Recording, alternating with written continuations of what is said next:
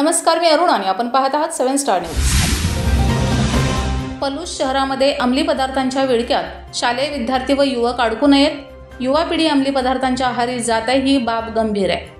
कोणत्याही परिस्थितीत अंमली पदार्थ, गुटखा, मावा विक्री पूर्णपणे बंद झाली पाहिजे।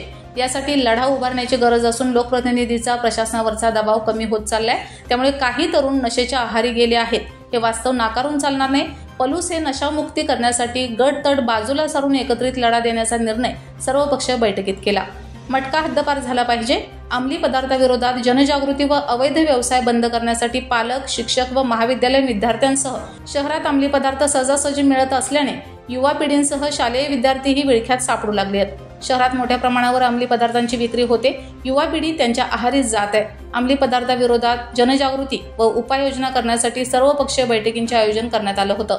ही अतिशय गंभीर बाब असल्याचे बैठकीस उपस्थित राजकीय पक्ष, संघटना, शिक्षण संस्था चालक, मुख्याध्यापक, शिक्षकांनी मतं व्यक्त केली आहेत। अंमली पदार्थांचे घातक परिणाम समाजासमोर आणण्यासाठी एक दिवस गाव बंद ठेवून मोर्चा काढणे, शाळा महाविद्यालय पातळीवर प्रबोधन मोहीम राबवणे, अंमली पदार्थाविरोधात फुकृती समिती स्थापन करणे, शहरात येणाऱ्या अंमली पदार्थांची आवक, साठा व विक्री रोखण्यासाठी दक्ष राहून अन्न व भेसळ, पोलीस प्रशासनावर दबाव आणून कारवाईस भाग पाडण्याचा निर्णय झाला। बैठकीचा उद्देश युवा पिढीला व्यसनापासून मुक्त करण्यासाठी राजकारण बाजूला ठेवून एकत्र येण्याचे आवाहन केले।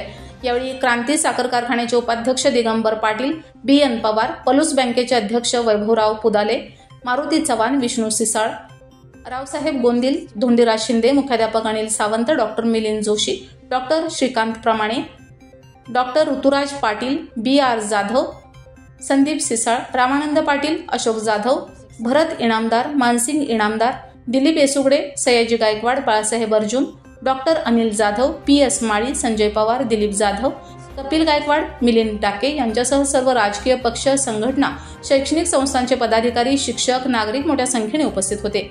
Shivakumar Kharkhande, 7 star news, Palus.